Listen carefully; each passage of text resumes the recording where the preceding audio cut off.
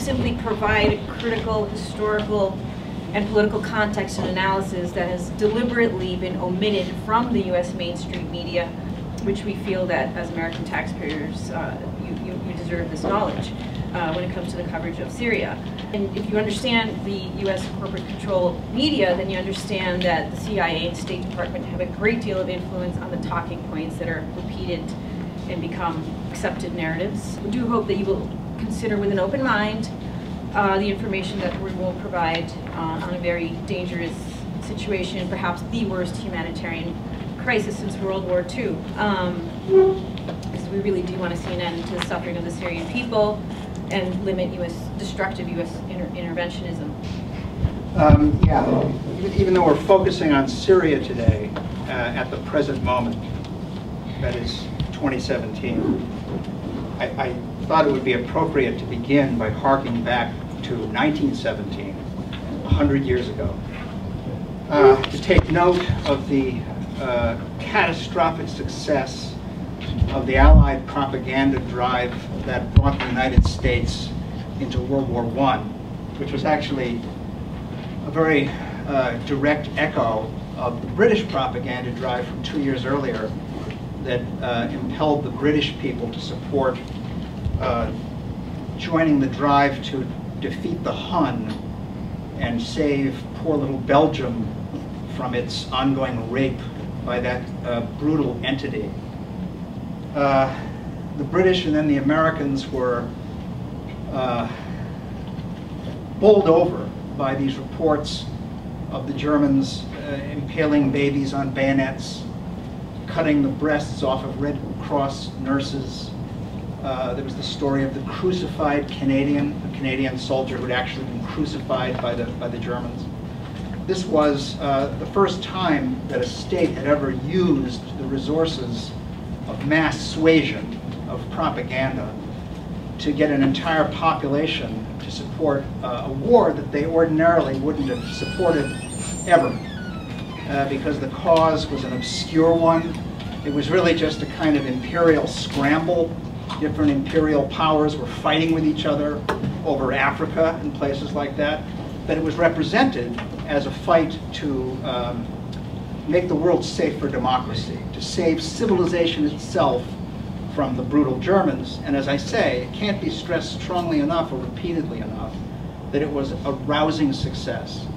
During the war, a few American journalists actually made an effort to go over to Europe and follow the German army around and report on what they were actually doing. And they found, it's important to note, they found the German army was indeed brutal. They functioned with brutal efficiency. So they didn't go over there and find that there were a bunch of hippies handing out flowers, but they also found no evidence whatsoever to support any of those particular atrocity claims that were used so effectively. All right, so 3 journalists were basically spitting into the wind, reported to their respective papers that this was all wildly exaggerated. It didn't make any difference. It wasn't until 10 years later when a member of parliament named Arthur Ponsonby wrote a book called Lies in Wartime, in which he carefully, meticulously cataloged each of these notorious claims and found that they had all been made up. And he explained how it had been done. He explained what the purpose of each propaganda drive was. And this had a huge effect on public opinion, both in Britain and in the United States. And people realized briefly that propaganda was actually an extremely effective and very dangerous force. All right, now I want to jump ahead. Repeat the author. Arthur Ponsonby, P-O-N-S-O-N-B-Y. Now this is, I'm going to jump ahead very briefly before I get to today, to a kind of midpoint moment. This is when some of the most avid students of the British propaganda, that is Joseph Goebbels and Adolf Hitler, had, and I'm not being facetious, Hitler says in Mein Kampf that he learned a great deal from the British propaganda in World War I. The Nazis were about to attack Poland, okay? William Shirer of CBS News was over in Berlin. He was stationed there as a CBS newsman, and he kept a diary, the Berlin Diary, which he ended up having to smuggle out of Germany and had published a huge bestseller. And I want to read you his entry for August 10th, 1939. How completely isolated a world the German people live in. A glance at the newspapers yesterday and today reminds you of it. Whereas all the rest of the world considers that the peace is about to be broken by Germany, that it is Germany that is threatening to attack Poland over Danzig, here in Germany, in the world the local newspapers create, the very reverse is being maintained. Not that it surprises me, but when you are away for a while, you forget.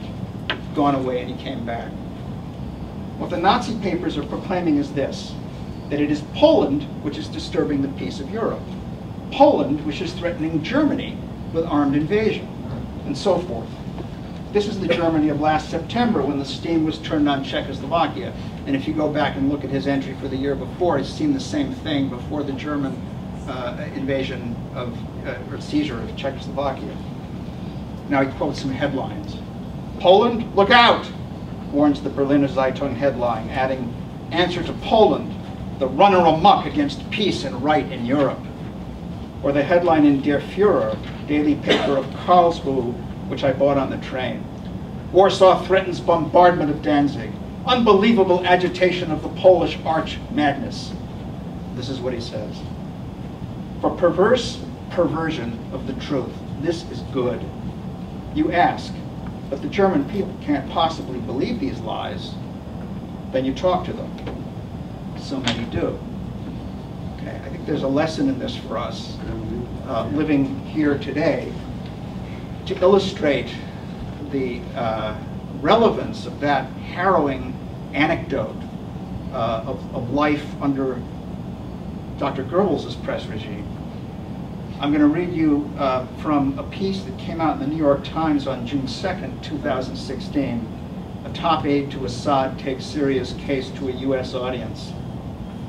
This is not a front page piece, but it was about a virtual appearance at the National Press Club in Washington by Butaina Shaban, a top advisor to President Bashar Assad of Syria, a country where the press is state-controlled, and the Times makes much of this, as it always has, the state-controlled press, the state-controlled press, the state-controlled press. Now, you know, I assume that in Damascus, where the press is state-controlled, a high White House official could probably attend an anti-terrorism news conference, which is what this is, and talk to Syrian journalists unmolested. But that wasn't the hearing that Dr. Shaban got at the National Press Club. Quote, the Obama administration reacted with alarm to word of her nearby appearance via Skype with a State Department spokesman calling her a propaganda mouthpiece for Assad. Okay, so the piece sets up a kind of a filter through which we read about the event and through which we understand this member of Assad's government. Now, the piece points out that the event was tumultuous. Her brief speech followed by an extraordinary and at times contentious one-hour question and answer session with journalists and others, at one point nearly devolving into chaos. You kill innocent people, a person who was not identified shouted as the room erupted in jeers, and a moderator called for security. The person was not detained. So you kind of picture the atmosphere here, right? Okay, now, the description of her, interesting. She bristled at questions about acts her government or close associates are suspected of committing, including the use of barrel bombs to kill civilians. I'm going to read that sentence again. She bristled at questions about acts her government or close associates are suspected of committing, including the use of barrel bombs to kill civilians. Now, I don't have to list for you examples of similar atrocity campaigns that we read about in the Western press. Aleppo, various chemical gas attacks, the crematorium. You read about this in the Times recently. Huge, it's like, you know, Buchenwald or Auschwitz, right in the middle of Damascus, burning up the bodies of all these Syrians.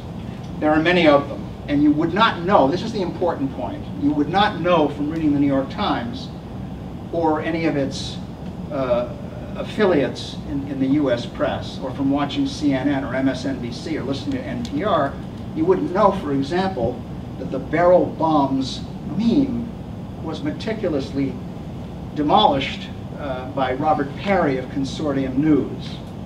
Wait a minute, sir. Are you denying the Assad's regime? Just a minute. Wait, I want to know, are you denying that Assad's regime has dropped barrel bombs on its people? Just a minute. He's talking about a specific instance of barrel bombs. Barrel bombs were invented in I will answer you. Vietnam by the I will answer Americans. you. I really would like to know. Stop. I'm a professor at Fordham. Well, You have a question and answer period? I'm not going to wait for that. I'm sorry. When it's something like this, 300,000 people have been murdered by that regime. We heard about this from NBC. Act civilized. For a question and answer period. But it's just normally you're right. This is beyond the limits of play. Take a deep breath then. Can we just have a respectful conversation? Yeah.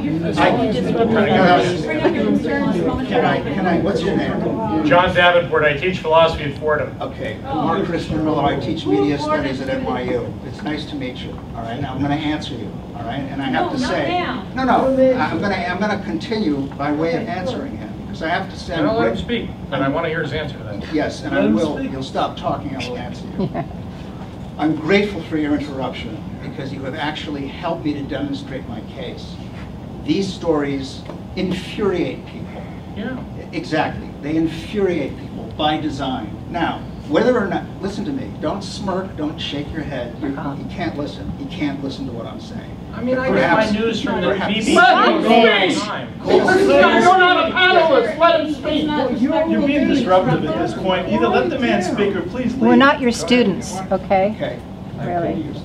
These stories are infuriating by design, okay? You say you get your news from the BBC. Well, the fact is that the BBC, PBS, NPR, the New York Times, the Washington Post, CNN, MSNBC, they all get the same story from the same sources, and they repeat them, and the stories are infuriating. Now, I'm sure that even you will agree that if there is argument over the authenticity of that claim, it should be mentioned in a newspaper of record. Okay.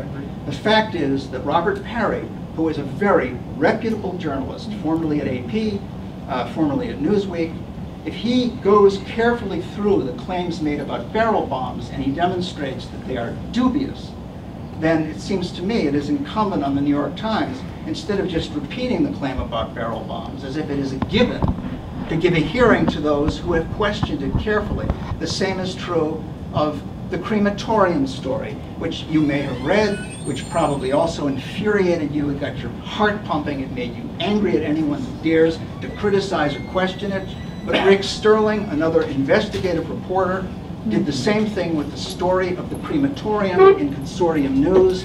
He very carefully analyzed the Amnesty International report that revealed that or made that allegation, and he found that Amnesty International departed from its own extremely careful research protocols in coming up with that claim about the crematorium. They did not follow their own rules for doing a thorough, careful, scholarly job of actually verifying those claims, which all seem to have come from interested parties.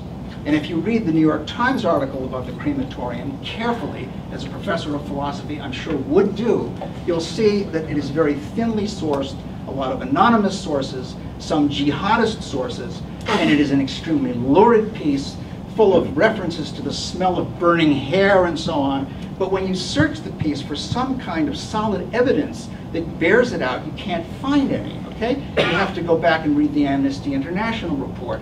Then you have to read the very careful critique of that report in order to come to an understanding of the fact that this thing you take for granted as just a given, that Assad has murdered, slaughtered hundreds of thousands of people, is at best a wild exaggeration. Now, having said that, I am departing from my script because of your stimulus, but I will say this, okay?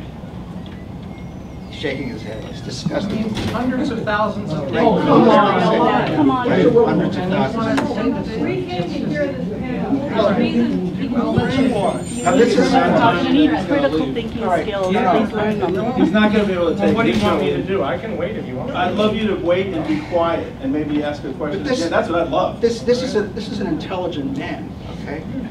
We like to tell ourselves that only the rednecks who voted for Donald Trump tend to fall for this stuff, that the rest of us are too smart.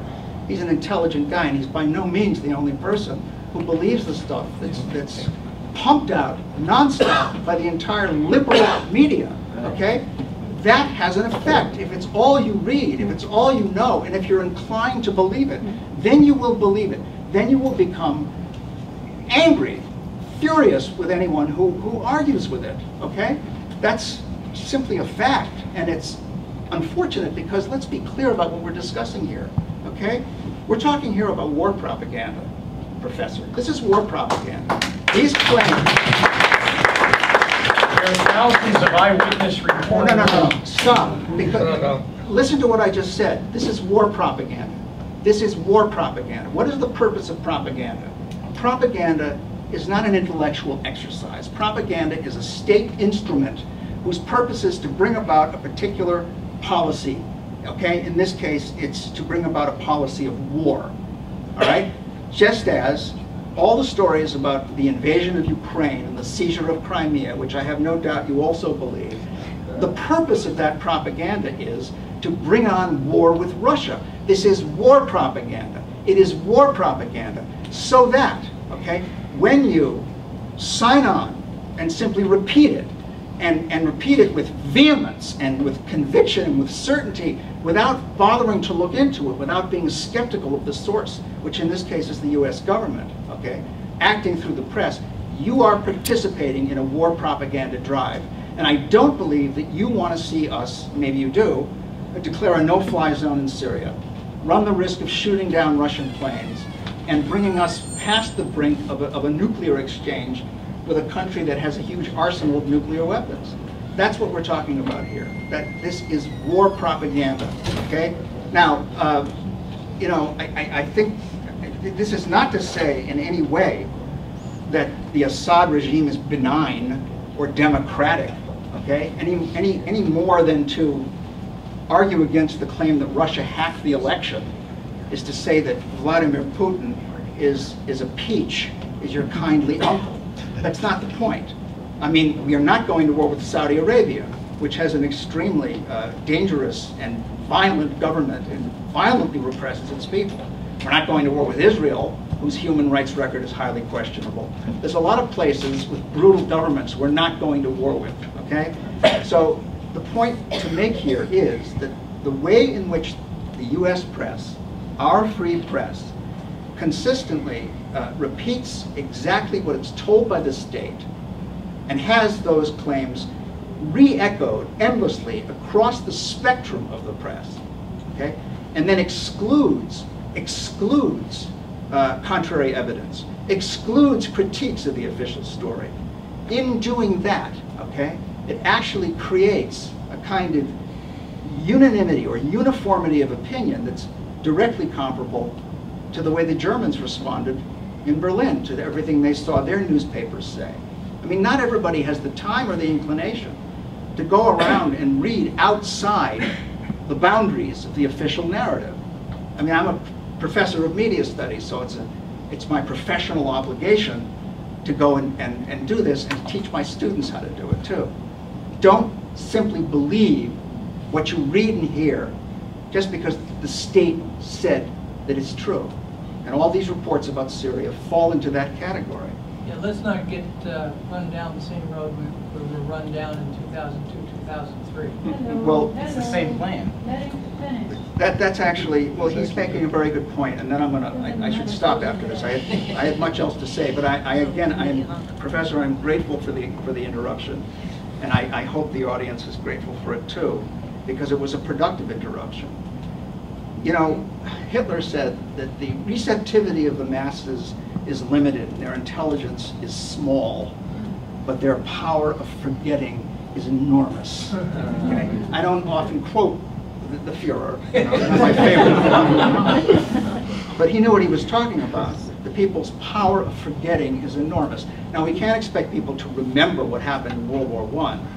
I mean, that to us is a comic memory from long ago when everybody moved real fast, you know. We can't expect people even to remember the Gulf of Tonkin resolution that led to an enormous expansion of the war in Vietnam, and it was based on a lie, okay?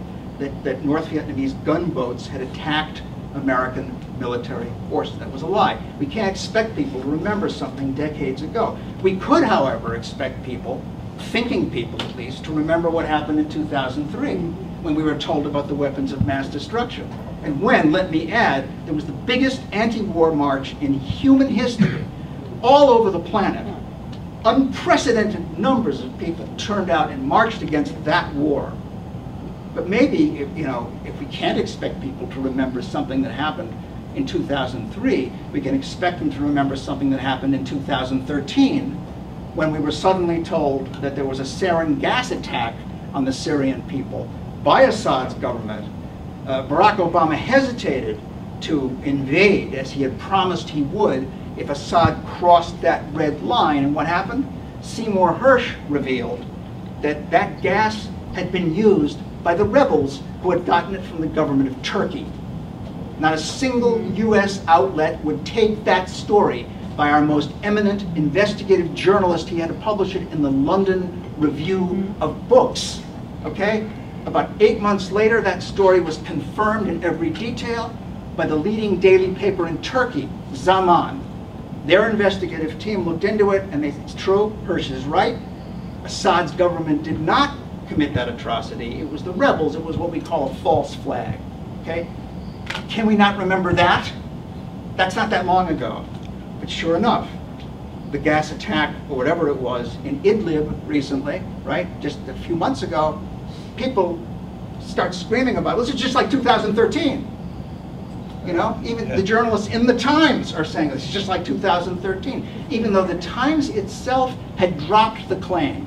They had a list of Assad's atrocities with the Idlib coverage, and the 2013 attack was missing from the list. So they had kind of retreated from that because it was a little bit embarrassing to them that Hersh had shown it was bogus. Nevertheless, for propaganda purposes, it still served, okay? And the tragic thing about this, aside from the indescribable tragedy for the Syrian people, is that this time there is no huge outpouring of anti-war protest, okay? This is on the left. The left has bought into this. The white helmets, you know, the white helmets is a propaganda masterpiece that cost about $100 million. It has been meticulously demolished by several journalists, including Vanessa Beeley, who's written, I think, 12 pieces on it.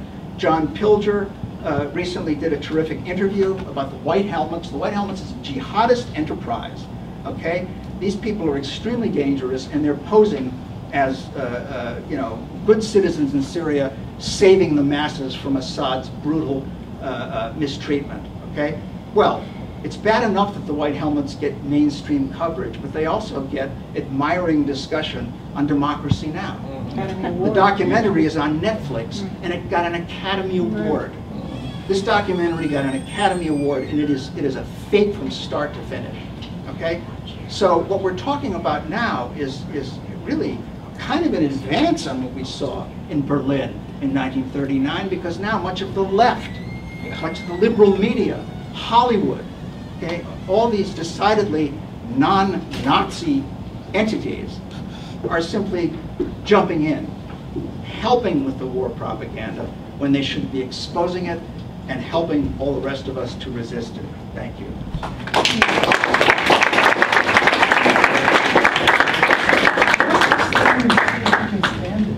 You can't stand it up. Why don't you force yourself to try to stand it? I did. There's more. There's more. We were actually supposed to introduce the panel with some opening remarks from radio host of INN World Report, Tom Kiely, but he was a few minutes late. So before I introduce our next panelist, I'm just going to allow Tom to make a few opening remarks about why you feel, okay, this panel is Without important. further ado, I'm Yes. sorry, Priya. I'm gonna. Well, you've dedicated your life to alternative media, and Thank you. so if you just want to. I'm sorry, folks. It took me a while to find this room. I went all the way around. And they kept saying go to the other side. Just remember all those Jews who came Well, over go away. in the 30s. Make your own panel if you can. Go away. Eyewitness Go to a reports hard of right conference. Human rights. Hurry up and melt. Philosophy professor, no less. Oh, my.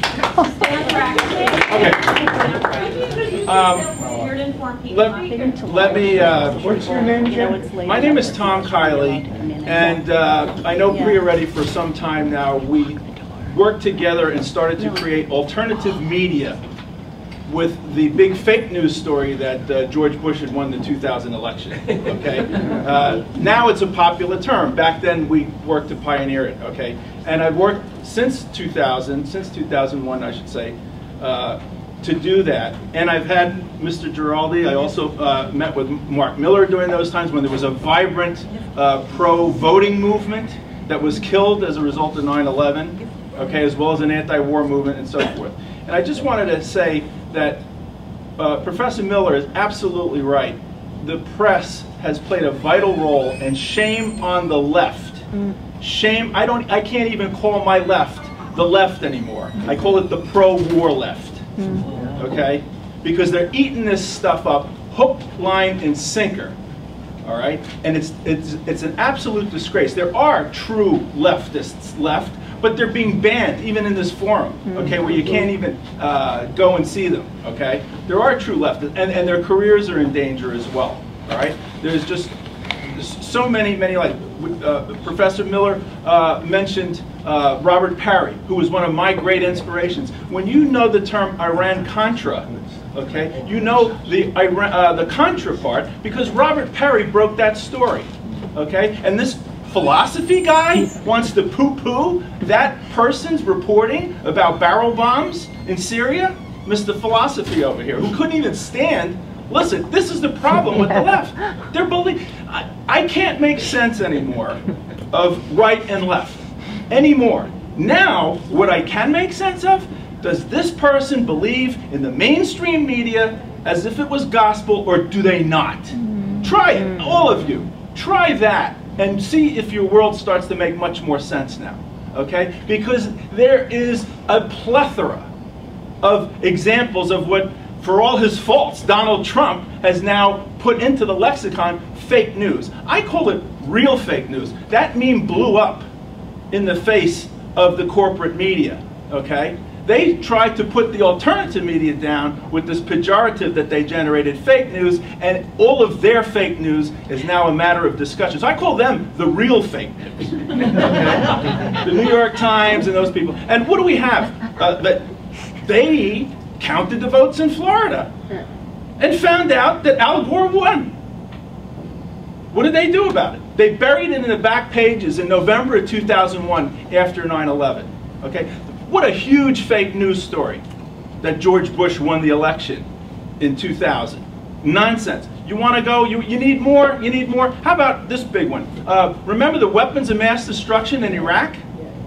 What a fake news. How many of these laughing, chortling, talking heads across the spectrum, on the right, on the left, Donald Rumsfeld, not only do they have them, we know right where they are. Well, there's a Islamophobia? What, 1 million dead, innocent Muslims from Iraq because of that lie? Did anybody ever apologize about that in the mainstream media, that this philosophy professor seems to think the BBC, that's the British Broadcasting System. Last time I checked, that was in support of the British Empire.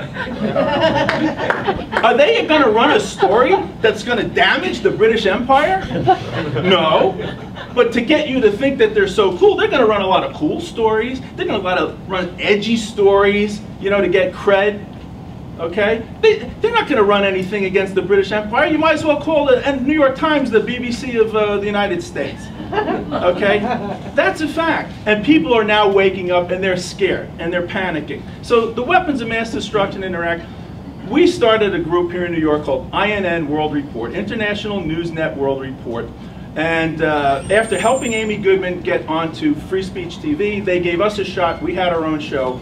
a national show on the Dish Network satellite system, okay, for 7 years. The weapons of mass destruction in Iraq.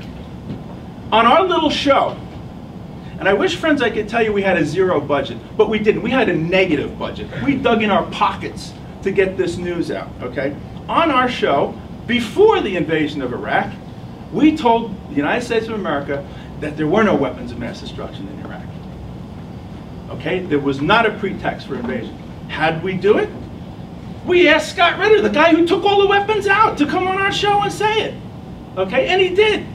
Could he get on to NBC, ABC, CIA, FOX, all the rest? No! He took our little know-nothing show on national TV. That was a big fake news lie. With all this Islamophobia, 1 million dead Iraqis, innocent, had nothing to do with 9/11 or anything. Where's the oops?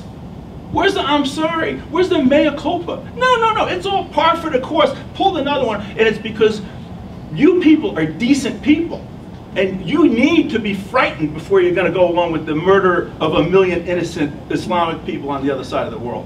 That's what this is about. And it's high time that the left start to realize, and it's not just the corporate media either, okay?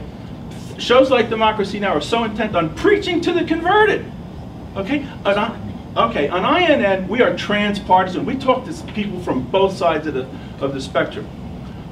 Call it what you will. Donald Trump, for all his faults, and their legion, he's on stage saying the weapons of mass destruction in Iraq was a lie, and your brother's administration knew it was a lie. Okay? Where was Mr. Philosophy Professor then? Okay, you know what happened? 5 days later, Jeb Bush dropped out of the race. And the whole neocon apparatus went nuts. You can't say that. It was the truth. It was the truth. And it goes on. And the same thing is happening with Syria. Okay? The same thing is happening with all these poor people who you want to fix the migrant crisis? Stop bombing their homes. That's the fix of the migrant crisis. This isn't a hurricane. No. And what the left was like, oh, we got to get everybody. Stop, but go back in the streets again. Oh, Barack Obama, no more anti-war movement. I used to make a joke before the election. What would be the difference between a Hillary Clinton presidency and a Jeb Bush presidency?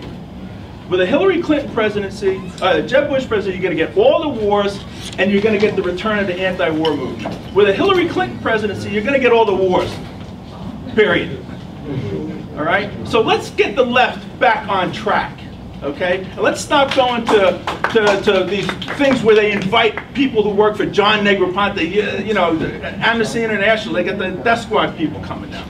It's crazy. I'm sorry, it's a bit of a rant, but I just wanted you to hear from the alternative media, you know, which is really shaking their tree right now. They're trying to censor us. I really appreciate your passion, your experience, your insights, Tom. Thank you. And next up is investigative journalist and author Jason Hirthler. I write regularly on Counterpunch and Dissident Voice and the Greenville Post and a variety of other progressive left sites.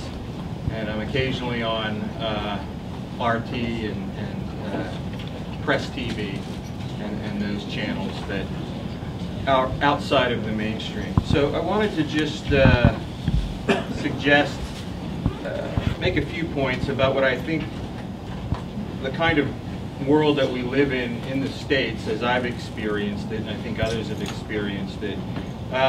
First, I wanted to point out that I think, as I think Noam Chomsky calls it, we live inside this doctrinal system. And this system is established by, I think what they call the Overton window, which defines the spectrum of acceptable debate in any society, and what defines what acceptable opinion is in any society. And I think in our society, our corporatocracy, our oligarchy, I think what we have is a spectrum of debate that allows us to talk in the mainstream media about anything that supports the corporate oligarchy that owns and runs the state.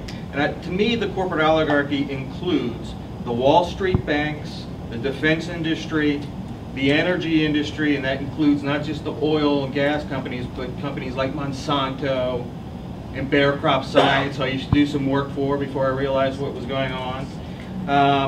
and then also the Pentagon and the intelligence agencies in the state, and the mainstream media, which I think is part of that, but they kind of act as a front organization for the criminal oligarchy. So I think that the oligarchy, anything that supports what the oligarchy wants, is acceptable opinion within the spectrum of debate. The oligarchy that profits off of war and the expansion of the neoliberal world order. If you think about how the oligarchy profits off of war, well, the defense industry profits by selling the guns that take down a regime or a government wherever they want, whether it's Iraq or Syria or Libya. But they also sell guns into the new regime that's propped up, if one is propped up. You know, in Libya, they still haven't propped up, still haven't stood up a government in any real sense. But then the banks profit by funding through loans and kind of enslaving these emerging economies that we attack and overthrow, enslaving them with debt, and they make endless compound interest off the loans that they give. We see that happening in Greece. The defense industry, the energy industry comes in, obviously. We've seen all the big oil companies and gas companies establish themselves in Iraq now, and they'd like to do the same thing in Syria. And then the other group is the media and the intel agencies and the Pentagon. They come in and they establish, well, they set up generally puppet regimes that they can run in those countries. So all of these elements of the oligarchy are profiting off of war, and the way they are able to promote their agenda is by creating a doctrinal system that promotes a particular narrative to all of us. Because if all of us knew the real story, we probably would not permit it to happen. We don't want our governments going around and savaging and bombing the hell out of brown men, women, and children in countries all across the Middle East, which is what we've been doing this entire century. So they have to create a propaganda narrative that tricks us and fools us and tells us something different, that's more believable, that's more acceptable. So the first idea is that we're living in this doctrinal system, and what's acceptable is what supports and furthers the agenda of the corporate oligarchy. So within that system, to establish that doctrinal control, a propaganda narrative needs to be created. And the propaganda narrative and the limits of debate, I think, are established by what I would call a false historical narrative. And the evolutionary biologist Robert Trivers wrote a book called The Folly of Fools, and I would encourage you to take a look at it, where he was the evolutionary biologist that kind of discovered the evolutionary foundation of self-deception. And he says that whole societies, he argues very powerfully that whole societies are susceptible to falling, to self-deceiving themselves and falling under the influence of a false historical narrative. And he uses the Israeli-Palestinian conflict as a model by which to explore that. So I think in America we have a false historical narrative, and the oligarchy needs to create that to win our support for its imperial wars. What was his name again, please? Robert Trivers. Thank you. And the book, and the Folly of Fools. Val, what was it, Val? Oh, thank you. Yeah, Robert Trivers. Folly. And it's the false historical narrative, which is the construct that he produced, that I think that we are invested in. I think that's what the oligarchy has created. And what is a false historical narrative? It's largely a narrative, a storyline that inverts reality. So the other night I saw 1984, the play, right, where Orwell said, war is peace, freedom is slavery, and ignorance is strength. You see the inversion. You're taking war and telling people it's exact opposite. Freedom is its exact opposite. And even Sigmund Freud, I believe, argued at one point that if you really want to understand what a society's values are, simply invert the moral maxims of that society. So if the commandment says, do not commit adultery, it's because we all want to commit adultery. And I think that formula, it's very similar to Orwell's formula, and I think that's a defining characteristic of a false historical narrative. We invert the reality, the facts on the ground. And I think that's what we're seeing in Syria and what we saw in Iraq. So and with this Russiagate narrative, where if the mainstream media is telling you that Russia is a hostile, hungry imperial power looking to take over Eastern Europe and then move into Europe and enslave the Europeans to its energy pipelines. And think about that, flip it, and America on the other side is always the judicious, noble power that wants to stay out of it but is forced by these children to come in a paternalistic fashion and intervene for humanitarian or other reasons and separate the kids on the playground. And if you use that formula of the false historical narrative and invert that, what you get is the United States is the imperial power looking to push NATO right up to the doorstep of Russia, going back on its promises that it made to Gorbachev after the collapse of the Berlin Wall. And you find that Russia only has, I think, maybe 10 bases outside of its borders. One? Is it one? In Syria. In Syria? Out of the old USSR borders. Yeah, okay. And then we have, I've read, between 600 and 800 bases all around the world. So who's the imperial power here? So that's what I think happens in the establishing of the propaganda narrative. And I think there are 3 quick points I want to make about what the storytelling elements of that narrative are. The first is find an enemy and demonize that enemy. And we see that with Assad. We saw it with Gaddafi, where they were actually, the mainstream media was telling us stories that Gaddafi was giving Viagra to his troops and telling them to go out and rape people in the countryside. Insane fictions that we believed and we bought. And to allow Hillary Clinton and Samantha Power to convince Barack Obama, and Obama got behind it, and they went in and through NATO they backed terrorists, and they basically served as a terrorist air force to get rid of Gaddafi, who had created, for whatever his flaws, he had created the most progressive state in North Africa that functioned as the security anchor against terrorism in North Africa. And, you know, what about, we always hear, we have to save the Affordable Care Act. We have to save the 12 million people on Medicare that Obama put on Medicare.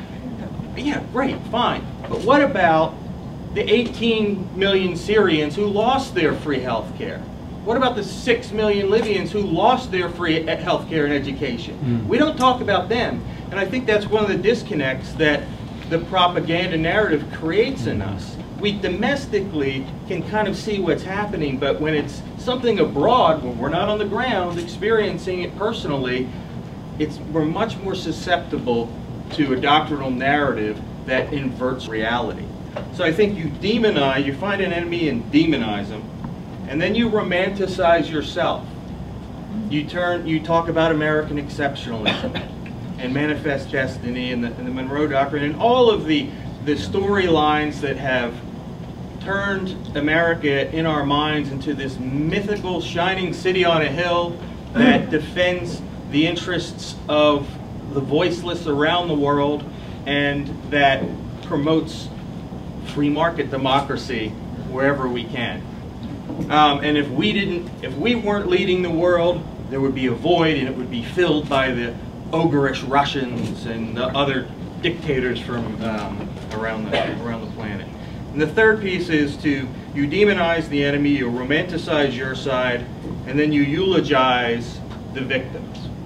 So we've got this character, the Syrian rebels, thousands, tens of thousands of whom were imported from Western China and Iraq and Turkey and Afghanistan and trained and armed and funded and injected like an infection into Syria to attack this Assad regime. And we are told that these people are freedom fighters trying to throw off the shackles of this horrible tyrant, evil optometrist, I call him, Bashar al-Assad. Not to say that Bashar wasn't part of our rendition program, because he was. And I think we sent people over into Syria and tortured the hell out of them. Assad was part of that. He's not perfect. But when I write about this, I don't focus on him so much. I focus on my country and what my country is doing, and what we can do to stop our own country from committing crimes, wars of aggression, basically, abroad. And the third piece that I wanted to mention, first you have the doctrinal system that we're all ensnared in. Within that, there's a propaganda narrative that inverts reality that we buy into, and when it's about foreign policy, it's much easier to buy into it because we're not in Syria, we're not in Iraq, we're not in Libya. We only get these secondhand reports, so it's incredibly important when you're reading about foreign policy to look for outside sources, outside the mainstream. And that mainstream, of course, is all of the groups that Dr. Miller mentioned. MSNBC, CNN, New York Times, Washington Post, Fox, the ones on the right. Corporate, not mainstream. The corporate. They're not mainstream, corporate. Well, okay, that's an interesting distinction. Let's explore that. The third piece, you've got a doctrinal system. Within it, you've got a propaganda narrative, and then you need a communication strategy to get that word out. Well, there are two things I think are important here. One is credibility, and the second is visibility. And by credibility, I mean you need to use authoritative sources to tell your story. That's the most important thing in getting people to believe. All the news that's fit to print since, I don't know, 1852 or whatever it is, right? For most of us, that's an authoritative source. And when we read a movie review or a theater review, it's well written, it's erudite, it's educated. And so when we read the political articles, we don't even think that maybe now we're shifting into an area where we're being fed propaganda. And I think finding the authoritative sources is very important. Who's telling your story is critical. And secondly, with that is the use of influencers, the use of cultural figures who can come in and support your narrative, the Hollywood community or whoever it is that can come in and back that narrative. And then you also want to create, for credibility, the appearance of consensus, right? So the appearance of consensus is tied to the idea of visibility. Consensus is established, the appearance of consensus is established by channel flooding, by flooding all of the media outlets possible with your story. It's not enough just to have it on the New York Times front page on the website. You need it in the print edition as well. You need it on Twitter. I think the New York Times has something like 16 or 17 different Twitter accounts and Facebook accounts for all of their different subcategories, and they get the message out on social media, on Facebook, on Instagram, on Twitter, on YouTube especially. And now you see YouTube defunding alternative voices that talk about precious issues like ISIS. Well, they're going to get defunded, and the advertisers don't want to appear on their platform. So they take, and then you've got other categories too. You've got broadcast, you've got radio, you've got email, you've got a variety of other channels. The proliferation of digital channels is immense, and that's by flooding those channels with your propaganda narrative, always being consistent and staying on message. That's how you create the appearance of consensus. So there may be an appearance of consensus if you read the Washington Post. I remember before the war in Iraq, the Washington Post editorial board got together and said, created an article and said, the article was titled Irrefutable. And the opening line was something like, it's hard to imagine how anyone could not believe that Saddam Hussein is harboring weapons of mass destruction. So you read that and you think, well, this is a reputable magazine, reputable source. And you read that and you think, well, there's clearly a consensus about this. So it's coming from a reputable source, there's consensus. So at that point, and it's everywhere, and you're getting hit with this same story and claim from all the media sources that you consume. So at that point, the peer pressure kicks in. And you think, well, do I have enough information to defy this narrative? Are you even questioning at that point? And so what you do at that point, I think, is begin to internalize the narrative of power and the storylines of empire. And that's when we lose. And that's the war. The professor was talking about the propaganda campaign to get us into World War I. The Creel Commission was the leading executor of that campaign. And if you look at George Creel's book, How We Advertised America, one of the first things he talks about is the war before the war, winning the media war. And I think what I've just tried to describe to you are a few different ways in which the mainstream, the corporate media, tries to win that war. So, thanks very much. Before I bring up our last speaker, Philip Giraldi, Professor Miller left something out of his thing that he felt that he should have mentioned, so I'll just let him complete his thought, and then we can get to our I didn't last leave it out. Nothing must be left out. Interrupted. He was sabotaged. I was sabotaged. I mean, those of you who came in late, you've got to watch the video of this. I mean, it couldn't have been better. Very angry philosophy professor from Fordham who just couldn't get times of this Buthaina Shaban, an advisor of Assad's, when she paid her Skype visit to the National Press Club in June of 2016. She'd already been basically pilloried beforehand by a State Department spokesman who said she was a propaganda mouthpiece for Assad. It's important to note how the Times describes her response to the basically the accusations that were hurled at her disguised as questions. She bristled at questions about acts her government or close associates are suspected of committing, including the use of barrel bombs to kill civilians. Okay. Then I pointed out that Robert Perry had debunked the claim about barrel bombs, and that set off my colleague here. Now, I just want to continue the analysis of this piece in the Times. It's a perfect illustration of what you just told us about. So I'm going to read. This is from a piece I wrote. It's the introduction to the latest book collection from Project Censored, which is an outfit I strongly recommend. But this part I had to cut for space, but now I found a use for it. It's very short. Thus, the article itself is a barrage of propaganda claims, many of them long ago debunked, as most Times readers wouldn't know. After President Obama came out with that bit about the barrel bombs, Robert Perry shot it down. To the unwitting reader, Dr. Shaban must seem disingenuous, evasive, bristling at some questions and sidestepping others. They use the word sidestepping. And yet her fuller statements merit a far more respectful hearing than she got from our free press that day in Washington, because she only spoke the truth, however mocking her description in the Times. This is the way they describe her. Seated at a desk with a Syrian flag behind her, can you imagine? And one pinned to the lapel of her blazer. Like our people never do that. Only when they run for office. Yeah. Dr. Shaban defended her government defiantly, assailed the Obama administration as being insufficiently committed to defeating the Islamic State, and blamed Western news media for perpetuating what she called a false narrative about Syria and Mr. Assad's government.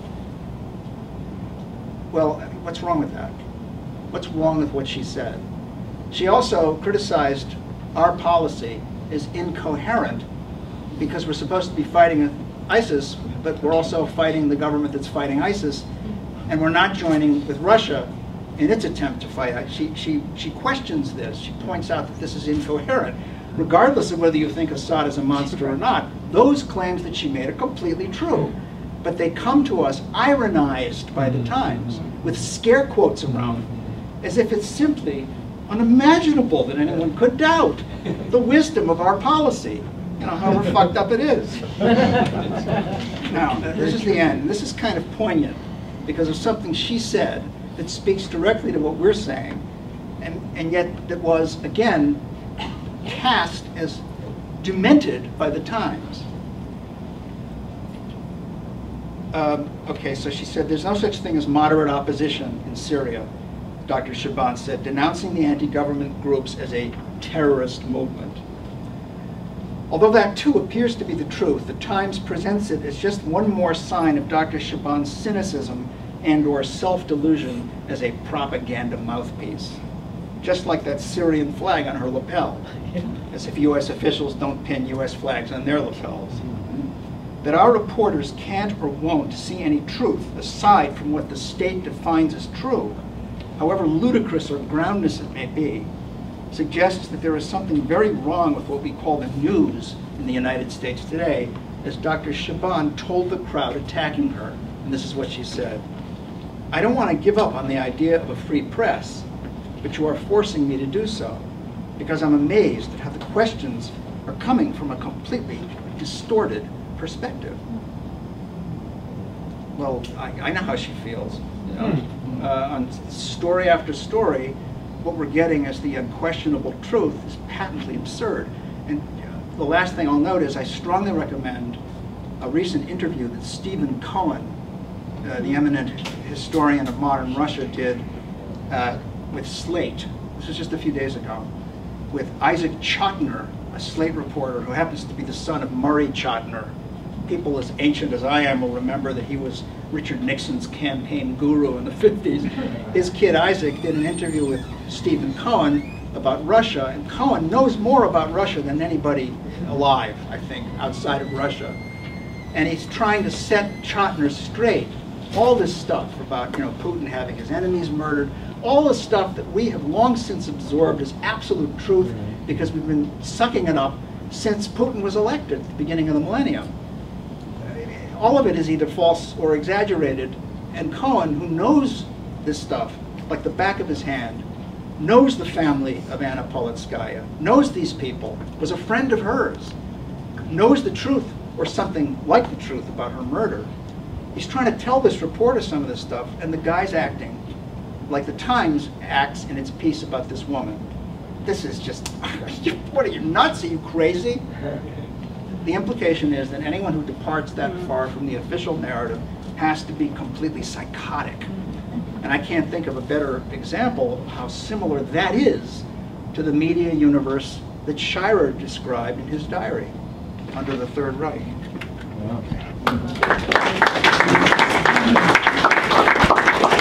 In a world where facts and evidence still matter, truth still matters, it's sometimes difficult to tell what the facts and evidence are. So that is the job of the investigative journalists who really want to determine the truth from propaganda. Next up, I'd like to introduce former CIA officer Philip Giraldi, who has written some excellent recent articles on Syria, and especially around the use of chemical weapons. Philip, thank you so much for joining us today. When I was coming up on the train this morning from Washington, I was thinking about the issue of war and peace, because this is not really about Syria. This is about the way the United States and other countries in the world go to war. And I began to think, gee, it would be kind of interesting to think how many lies have been told in recent history to support America's wars. And I kind of automatically went back to the Spanish-American War, and then of course there was the First World War, and then there was the Second World War, and then there was Korea. But since Korea, there's been an absolute flood of lies by the government, which in turn have been picked up by the media and replayed without any question, without any criticism. And these lies have basically what have been the instrumental part in convincing the U.S. public that we had to go to war. And we're seeing the same nonsense, of course, right now. But I was thinking, you go back to the Bay of Pigs. The Bay of Pigs was supposedly a limited military action to support an uprising in Cuba of all those good liberal Democrats that seem to be all over the world, and we just can't seem to find them. So that was a lie. The Kennedy assassination itself has been blamed on Cuba. Now 55 years later, there hasn't been a single piece of evidence to prove that. Gulf of Tonkin, which was mentioned before, it increased the intensity of the war in Vietnam. It was a complete lie. Noriega in Panama, he was accused of drug dealing and money laundering. Well, he did that, of course, but he was doing it for the CIA. And when he stopped doing it for the CIA, it proved a little bit difficult. He was removed. Grenada was being taken over by the Cubans, but apparently it wasn't. And we went in there anyway for the medical students who were apparently being abused, but actually they were just confined to their barracks, as it were. So it was a complete lie as to why we went into Grenada. Invasion of Afghanistan. It was claimed that bin Laden, that the Taliban would not turn over bin Laden, but that turned out to be a lie. They had approached the Swiss embassy, and the Swiss embassy was quite willing to negotiate the issue. The problem was that we didn't have any evidence that bin Laden had been behind 9/11. And we still, to this day, have never produced evidence that bin Laden was behind 9/11, and to his death, he denied it. So where's the truth? Iraq, the greatest lie of all time, and the greatest foreign policy disaster in the history of the United States. That was based on the weapons of mass destruction lie, which we're all familiar with today.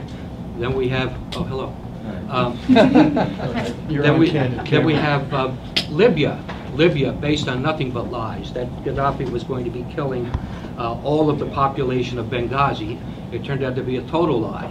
And so Benghazi, for his pains, as it were, was sodomized with a sword.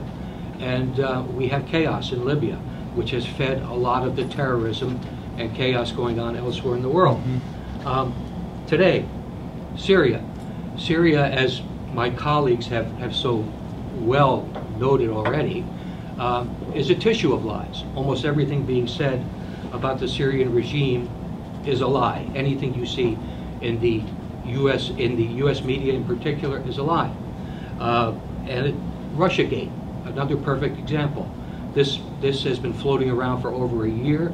It's completely politically motivated, and virtually everything connected with it is a lie. And the U.S. government, in spite of the fact that it's been promoting this story, has never produced one shred of evidence to prove what they're saying. So we have the government lying consistently to support war, and the media coming on board to support that argument.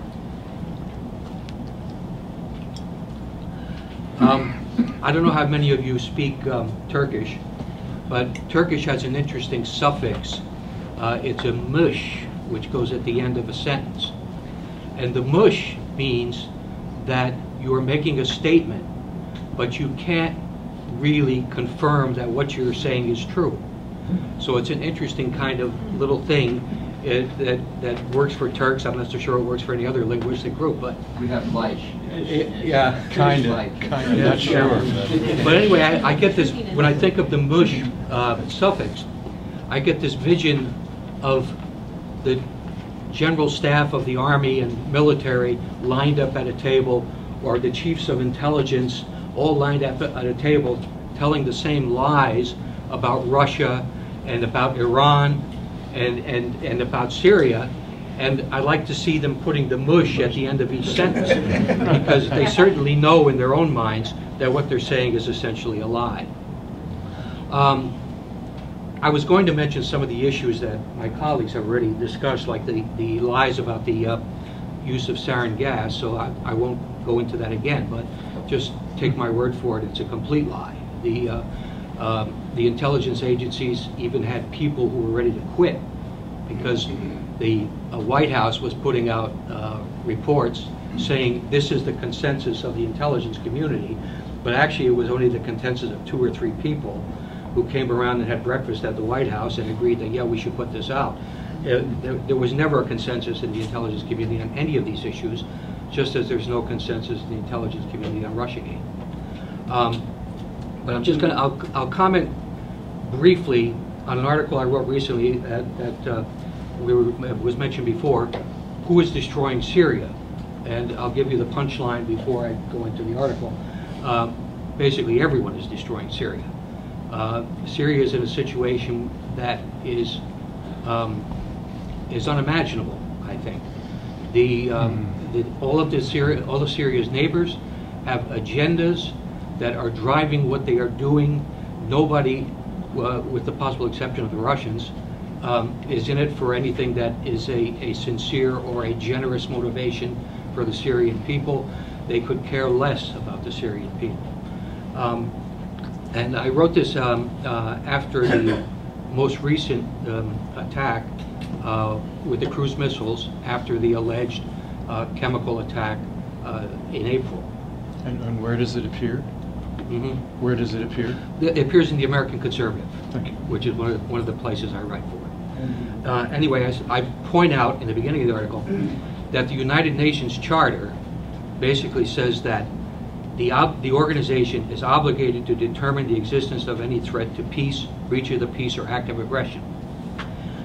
The Nuremberg trials concluded that to initiate a war of aggression is not only an international crime, it is a supreme international crime. The U.S. Constitution's Article 1 states that only Congress has the authority to declare war, with the understanding per Article 2 that the President is only empowered to respond if the United States is attacked.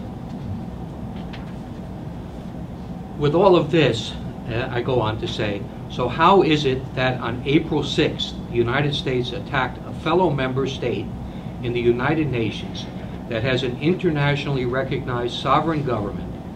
That member state posed no imminent threat, had not attacked the United States, and was not at war with Washington. Nor did that member state consist of or support Al-Qaeda or an associated group, and it was not under any sanction from the United Nations Security Council to authorize any other member state to act against it. On the contrary, that member state was actively fighting several terrorist groups as defined by the U.S. government that had occupied its sovereign territory.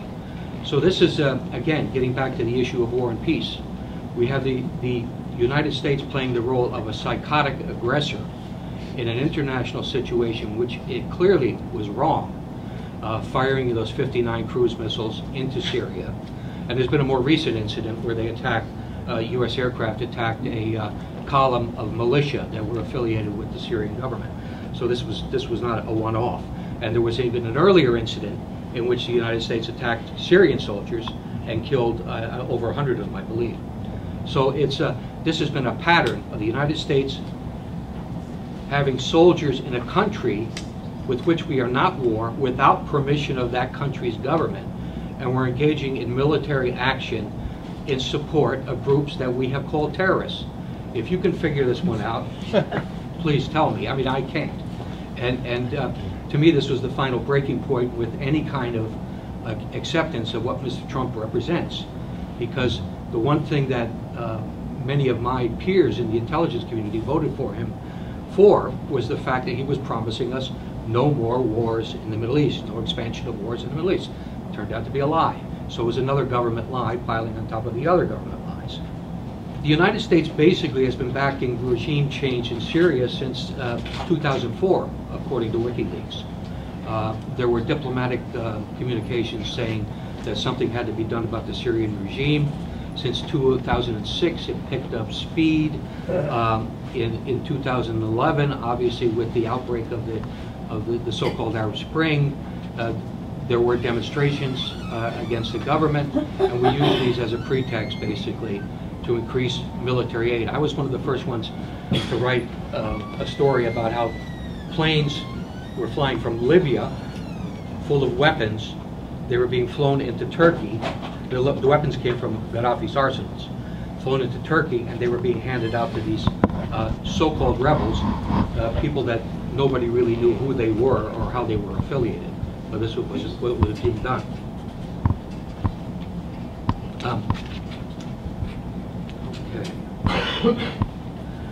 Very briefly, I'll go into some of the other complications in Syria.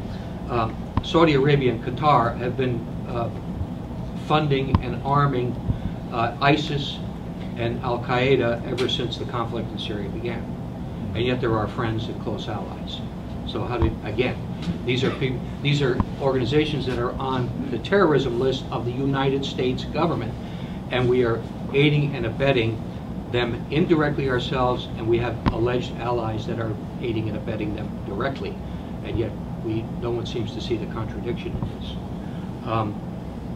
The Saudis and the Qataris would argue that they're really fighting Iran there. So we have another enemy state coming into the equation that everybody hates and everybody wants to bring down. So this again complicates what is going on there, and the Syrians are basically confronted with the dilemma of a bunch of states lined up against them that really are not lined up against them. They're lined up against someone else. So how do you resolve this? Where do you go with it? Don't ask me. Turkey is another one. Turkey, when I was in Turkey a year and a half ago, ISIS associates were in the streets begging for money. And the Turkish intelligence agency, which I can attest is very effective, was doing nothing about it. And they were also supplying weapons and sarin to the insurgents and also to ISIS. And this has been documented. And again, Turkey is in NATO. Turkey is one of our allies. Turkey also attacks the Kurdish militiamen, who are the only effective fighting force that the United States has in Syria against ISIS and against Al-Qaeda. Again, contradiction here? Yeah, I would say so. Okay, finally, Israel. Israel, same kind of story. Israel has a very cozy relationship with ISIS. Wounded ISIS warriors have been treated in Israeli hospitals. A couple months ago, ISIS attacked an Israeli army unit patrolling near the border with Syria, and after it was over, ISIS apologized to the Israelis. So much for their pan-Islamic credentials. They're in bed with the Israelis. What do the Israelis want? The Israelis want a Syria that's in chaos. Right. This has been outlined since the Yinon Plan of 1982. The Israelis have laid out in great detail how they would like to deal with their neighbors. And Syria is the one nation that specifically they want to break up into its constituents, Alawites, Christians, Sunni Muslims, Shia Muslims, and keep them fighting each other all the time, because then they don't have any time to make any trouble for Israel. So we have all of these people basically playing a game in Syria, and we are aiding and abetting it. You know, we insist on removing the president, regime change yet again, and yet this is a formula that has failed consistently. It has failed every time and will continue to fail until someone wakes up in the morning and realizes, hey, this just is not what we should be doing. I hope that will come soon. Thank you.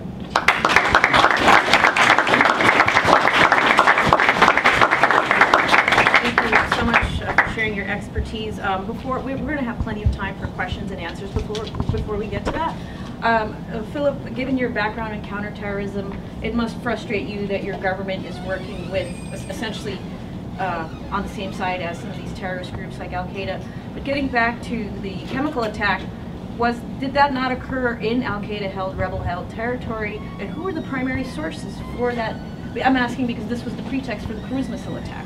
Yeah, inevitably these attacks take place in areas that are occupied by the rebel groups, and they are the sources that then tell the public, that then tell our media, that then tell our government that this was done by the government of Syria.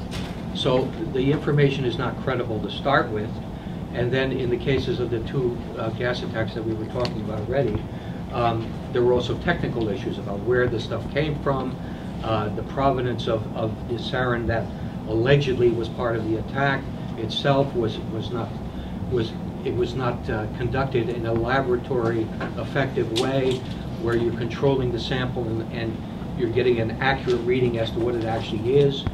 And in fact, even, I think the British, they tested one of the samples recently and they said it was probably sarin. They couldn't even tell. This sample had been so fooled around with by whoever was involved in this.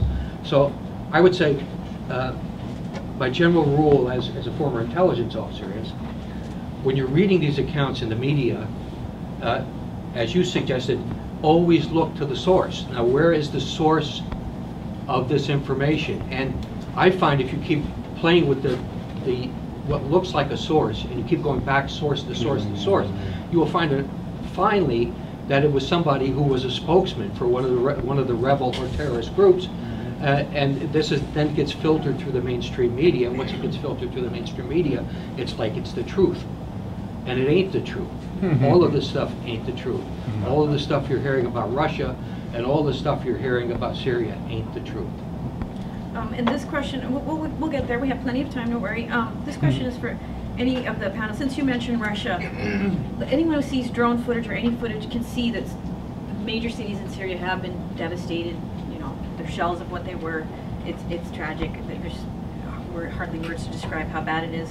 But would Russia even be in Syria were it not for all these sort of foreign aggressors that we've been talking about? We know they have a historic alliance with the Syrian government for going back 50 years, but would this level of violence be occurring were it not for the U.S. aggression with its partner states? Do you want me to answer? Oh, it's sure, you can start. Well, actually the answer is fairly simple. I don't think it's a direct response to the interference from the outside, but it's a direct response to Russia's self-interest. Russia has a large Muslim population in Central Asia and in associated states in Central Asia, and it does not want to see any more spillover of the chaos that the United States has created in Iraq and Libya and is now trying to create in Syria. So there is a self-interest there. The Russians, as somebody said before, are not saints. And they recognize their self-interest. They have a security interest. A guy like Putin understands the world better than a guy like Trump. Can I say something? I want to mention this along the same lines, that what we're talking about when we talk about Russia's involvement is, of course, the threat of Islamic fundamentalism or jihadist extremism. They have a big problem with that, in Chechnya and elsewhere. I was struck recently in reading the obituaries of Zbigniew Brzezinski, right? That not a single one of them mentioned his notorious interview with Le Nouvel Observateur in 1998, where he casually mentioned that he and Jimmy Carter had cultivated Al-Qaeda on the Afghan border with the Soviet Union. Not when we thought that they did. The official story had been that they did this in response to the invasion of Afghanistan. Brzezinski chucklingly noted that they had done it 6 months earlier in order to provoke the invasion of Afghanistan. So to get them bogged down. To give them their own Vietnam, to bleed them. That this was so cute, and that this had, this ought to have been front page news everywhere, and it wasn't.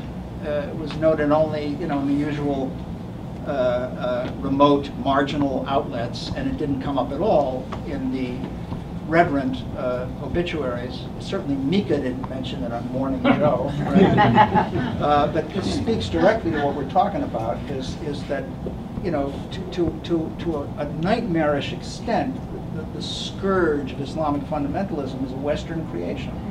We left 1 million landmines. Yeah. In the Soviets. Right. Many people have talked about it, but it never comes up in the press. Yeah.